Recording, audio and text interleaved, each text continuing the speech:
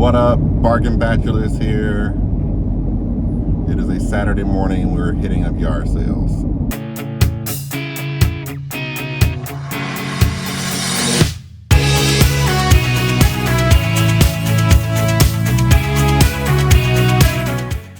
In this video, we just kind of want to discuss things, I guess, that we wish we would have known whenever we started our eBay store. If you don't know about us, we have recently just started reselling on eBay.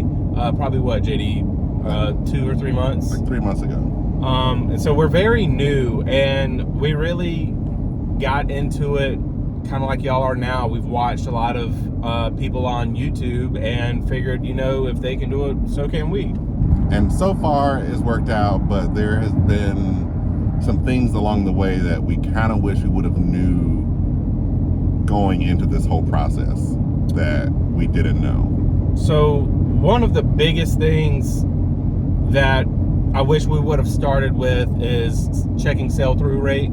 And I know that's a big one if you listen to anybody else. That's probably one of the biggest things that they discuss. But knowing the sell-through rate really helps you understand how quickly something can sell.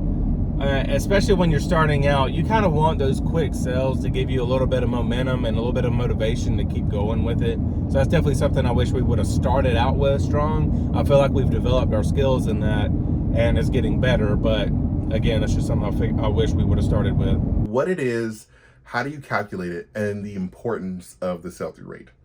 The sell-through rate is a percentage that kind of tells us the chance at which an item will sell.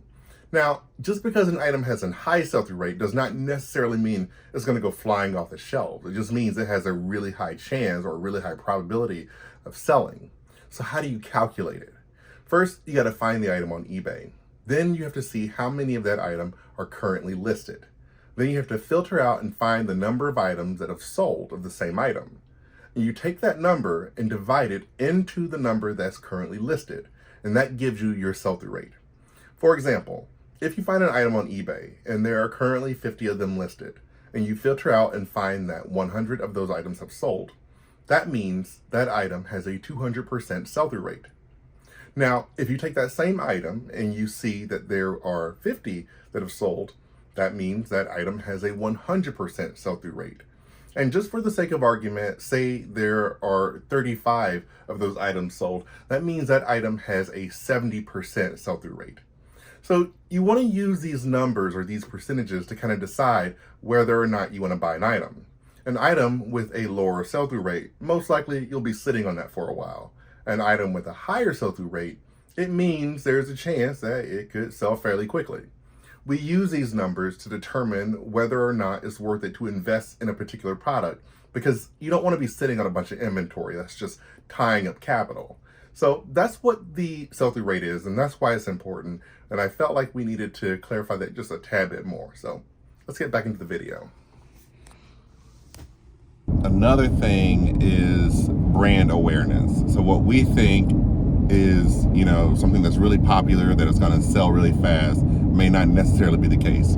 And trying to find those brands, especially when it comes to clothes, has been a challenge nonetheless. But we have kind of, over the last couple of weeks, kind of found, you know, what brands work, and for us at least, and we've seen a lot of movement on those items, but we still have a lot of inventory that, you know, is moving really slowly because we weren't necessarily aware of like what brands were things that we needed to be on the lookout for.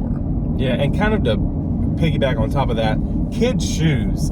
We bought, like, I have LeBron kids shoes and like kids Jordans, thinking that, you know, people are constantly having to buy shoes because the kids are constantly growing out of them. So I figured they would want, you know, bargain shoes, but apparently that's not the case because kids shoes are not moving. I think we've sold like one since we've started. So that's something I wish we would have avoided for sure. Okay, clearly mistakes were made. And I think we should have done more research on the front end, just on the whole process of shipping and making sure that we're getting the best shipping rates, because it's easy to, stick something in a priority mail shipper and, send out the door, but sometimes you lose money on that. And so we had to do a lot of research when it comes to finding the best way to ship things and the best shipping methods. And I think if we had done a little bit more research on how to ship eBay stuff, we could have saved a little bit more money on the shipping end of things. Yeah, and a tip on top of that is whenever you're making a listing, we typically only do calculated shipping, but do your measurements, like your weight and your box dimensions and stuff, on the front end, so you have a very accurate calculation or amount for your buyer to pay, instead of kind of estimating it, and then whenever they do pay it and you are shipping it and you make the accurate dimensions, that may change by a few dollars, and say the buyer only pays $10 for shipping, but after you do the real dimensions, it's $12. So then you're eating $2 of that cost right there. Well, math is hard. And another thing that I wish we would have learned is, in tandem with, sourcing inventory, we have to be cognizant of like how much space we have to like store stuff. So just, going and just buying inventory for the sake of buying inventory was not necessarily the best idea, because now we have a whole, we have shelves of things that are not necessarily moving or not moving at the rate that we want them to, and you just have to be cognizant of like how much space you have when it comes to storage stuff. What is all this? It's junk.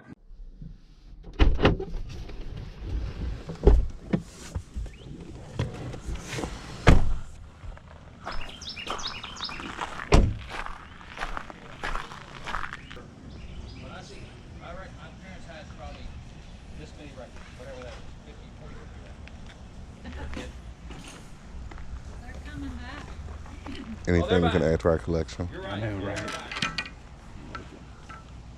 Once a month. Oh, yeah. So I bought a stamp with my name and address on it. Good for you. So then I thought it was a pretty good idea to start doing that on my record. Have paper today. Yeah, right. I don't know what this one's worth. These were $25. Number 9.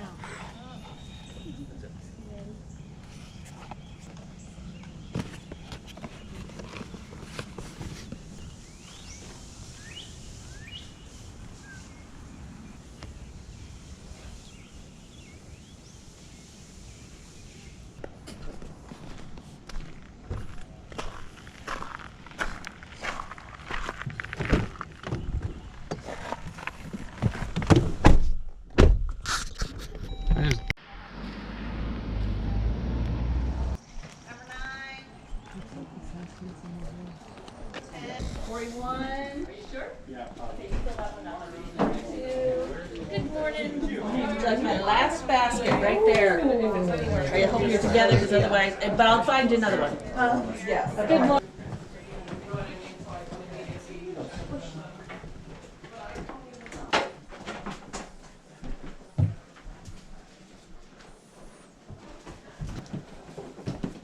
Here, he's trying to. Excuse me.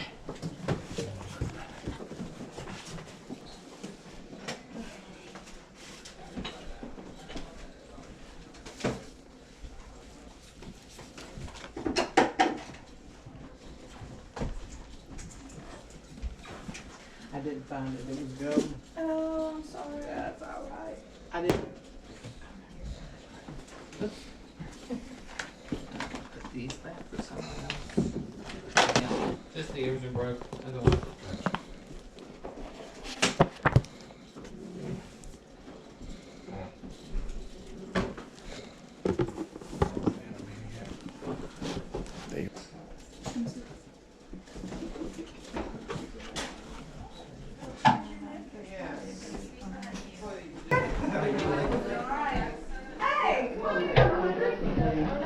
Melvin. So the napkins will be.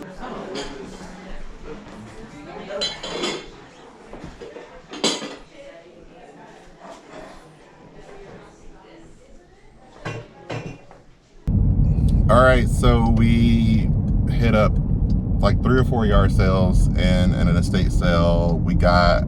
I think we got some good stuff. I think we got some decent stuff. The couple things that I personally looked up had an okay sell-through rate. So it might be stuff we sit on for a little while, but hopefully it'll get gone. I think the stuff I got is going to go pretty quickly. So, I mean, at this point in our journey, we have become really cognizant of like what we're buying and being more selective in what we're doing and not just buying up everything just because we think it might sell.